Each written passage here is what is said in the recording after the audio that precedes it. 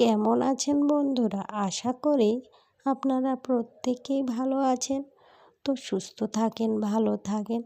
তো সবার প্রথমে আপনাদেরকে জানাই আসসালামু আলাইকুম। আজকে হচ্ছে প্রথম রমজানের প্রথম দিন। তো আজকে ভোর ভোর আমরা উঠেছিলাম বাড়ির প্রত্যেকে। উঠে সেহরি খেয়ে আর ঘুমাইনি। বাড়িতে কাজ আছে তো সেহরি খেয়ে নামাজ কালাম পড়ে নিয়ে এদিকে দেখলাম মিস্ত্রি ভাইয়াও সকাল সকাল এসছে। তারাও তো রোজা করছে, তারাও সকাল সকাল আসলো, আজ সকাল সকাল কাজ ছেড়ে দেবে। সেই জন্যে তো আমারও ঘুম হলো না। এদিকে আমি ভাবলাম যে আপনাদের দাদাভাইও তো দোকানে চলে যাচ্ছে, তো সমস্ত জামা কাপড়গুলো আমি আজকে কেচে নেই। এখন কয়েকদিন হলো বেশ ঘর দোর ঝাড়াঝুড়ি করলাম, জামা কাপড় তো অনেকই পড়েছে, প্রত্যেক দিনেই কাচতে হয়। তো আমি সেগুলি মেশিনের মধ্যে দিয়ে দিলাম, দিয়ে আমি অন্যান্য কাজ করব। এদিকে কাচাও চলবে, আমি অন্যান্য কাজগুলোও করতে পারবো। এরপর আমার বেডরুমে চলে গেলাম। বেডরুমে গিয়ে সমস্ত মশারি বিছান কাঁথা গুছিয়ে নিয়ে ঘর দোর ঝাড়া মোছা করলাম, করে ঘরটাও মুছে নিয়েছি, নিয়ে ঝাঁটও দিলাম। তারপরে উঠানে চলে আসলাম। উঠানে এসে গাছগুলো প্রথমে আমি দেখছিলাম কত সুন্দর না ফুল ফুটেছে। দেখতে দেখতে উঠানটি ঝাড় দিয়েও নিলাম। ছাদে যে গাছগুলো লাগানো ছিল না সেগুলো কিন্তু আমি নিচে নিয়ে আসলাম।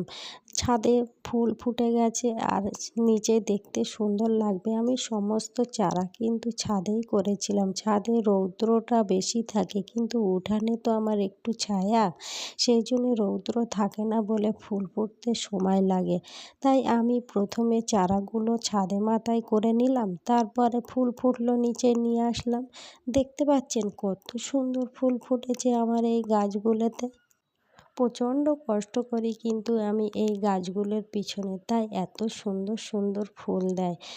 প্রত্যেক জিনিসে পরিশ্রম করলেই একদিন না একদিন ফল পাওয়া যায়, এটা তো আমি সবসময় ভেবে থাকি। আপনারা দেখবেন প্রত্যেক জিনিসের পিছনে যেটার উদ্দেশ্যে করবেন, পরিশ্রম করবেন, একদিন না একদিন ফল অবশ্যই পাবেন। আমি তো এটা হাতে নাতেই পেয়ে গেলাম, দেখতে পাচ্ছেন তো। আমি গাছ পছন্দ করি, তো সেই জন্যে আমার গাছ লাগাতে কিন্তু একটুও কষ্ট হয় না। তো এদিকে আপনাদের দাদাভাই বাজার থেকে চলে আসলো, ব্যাস বড় বড় গলদা চিংড়ি নিয়ে আসলো। আজকে প্রথম রমজানের প্রথম দিন, তো তার সঙ্গে সঙ্গে অনেক রকমও রমজানের ইফতারি বাজার করেছিল। দেখা যাক কী কী বাজার করলো সেটা আপনাদের সঙ্গে একটু দেখিয়ে নিই। প্রথমে দেখলাম যে একটা বড় সাইজের তরমুজ কিনেছে, তারপরে কলা, খেজুর, আঙুর, শসা, এগুলো দেখলাম বেশ অনেক রকমই জিনিস কিনলো। কিন্তু এখন বাজারে যে প্রচণ্ড ফলের দাম, আকাশ ছোঁয়া যেন ফলের দাম হয়ে গেছে।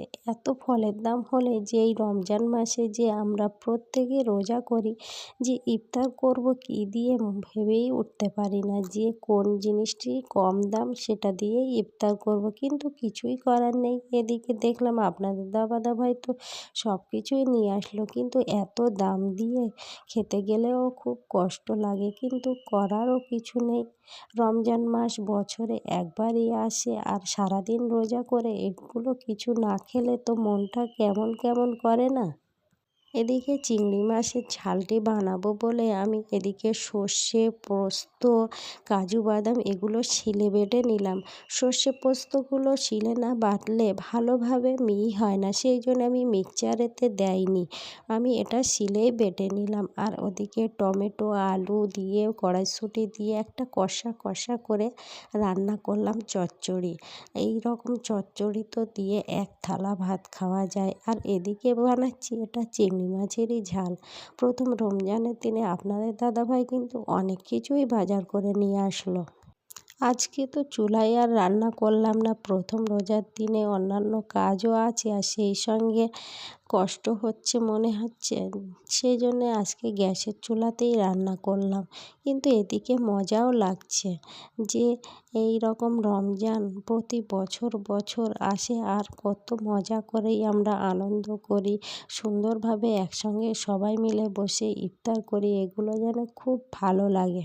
এই রমজান মাস হচ্ছে একটি পবিত্র মাস। এই পবিত্র মাসে সবাই একসঙ্গে বসলাম, বাড়ির ফ্যামিলি একসঙ্গে ইফতার খাওয়া, একসঙ্গে সেহরি খাওয়া, ভোরের বেলা ওঠা, এর মধ্যে যে কী একটা আনন্দ ফিল, সেটা আপনাদেরকে বলে আমি বোঝাতে পারছি না। তো গল্প করতে করতে এদিকে আমাদের চিংড়ি মাছের ঝালটা তো প্রায় হয়ে গেল, আর অ্যাট লাস্ট আমি কিন্তু একটু ধনেপাতাও ছড়িয়ে দিলাম। এরপর ইফতারের সময় এসে গেল, ইফতার খেয়ে নিলাম, নিয়ে তা আমরা বিশ্রাম নিলাম, আর ভোর রাত্রে উঠে সবাই মিলে একসঙ্গে সেহরি খেতে বসলাম। তো আপনাদের প্রত্যেককে জানাই আসসালামু আলাইকুম।